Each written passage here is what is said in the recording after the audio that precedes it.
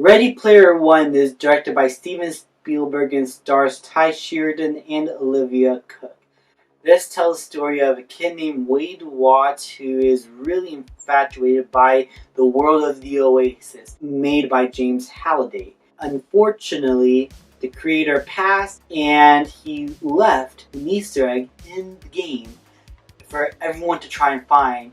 And whoever finds this Easter egg gets all of the money that he has and has control of the entire Oasis. So everyone is after this egg and they're trying to find these keys that will lead eventually to the egg.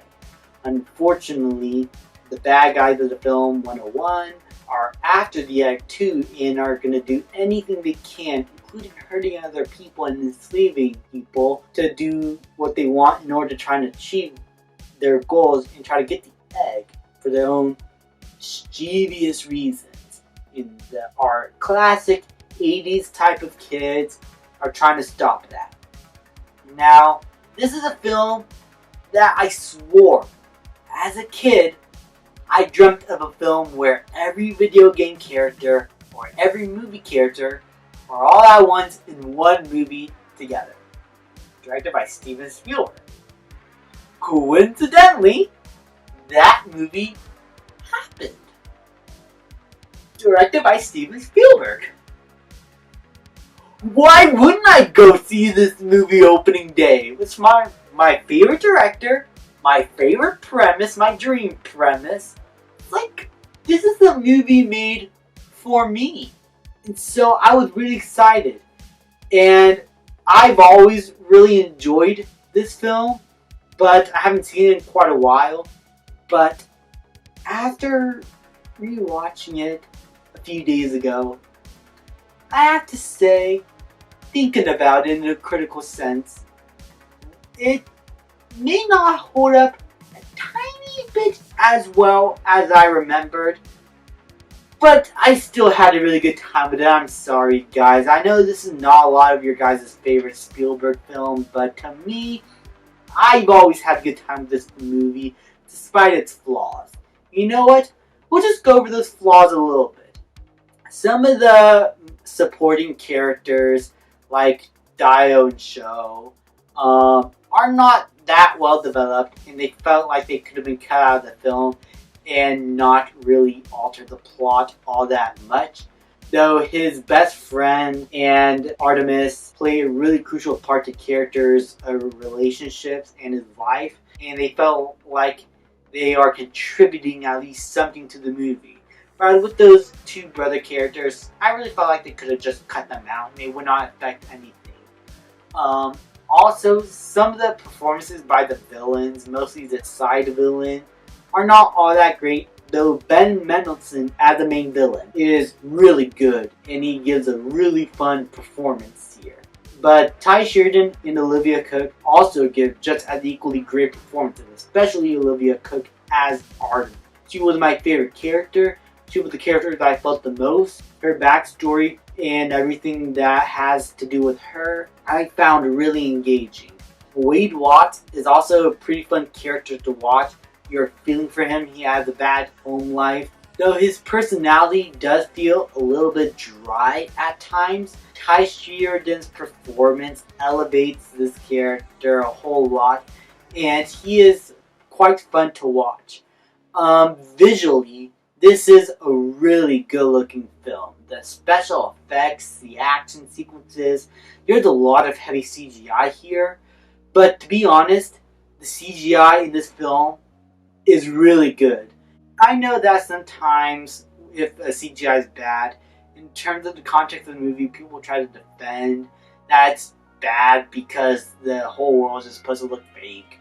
But I don't think you can make that case here because the CGI really is well implemented into the entire film. This is a visually beautiful film that really does deserve that visual effects nomination. Everything about the Oasis felt really engaging, really kind of tactical and practical in a way in terms of how it relates to the real world version of virtual reality. Everything here just felt really fun to watch, and all the 80s references while can be a bit excessive at times for me, never felt that pandering. I love how they use stuff from The Shining, not just as little winks to the audience, but also as major plot points that the characters have to go through. It's like characters going through an actual game. And I found that really fun to watch. And the adventure these characters go on, really engaging. How they go through various game or movie scenarios from the 80s or 90s. I thought that was all really fun to watch. This is basically a really fun movie for entertainment value.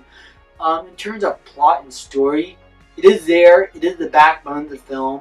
There's nothing really major that I could find wrong here.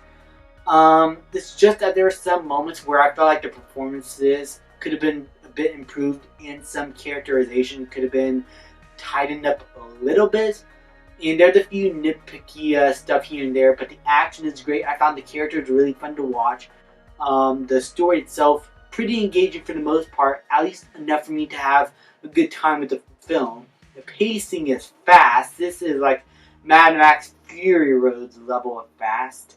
And it keeps that going throughout the entire film. There was never a dull moment. Also, the soundtrack by Alvin Silvestri is really fantastic. I love listening to the soundtrack, as well as the songs that play throughout the entire film.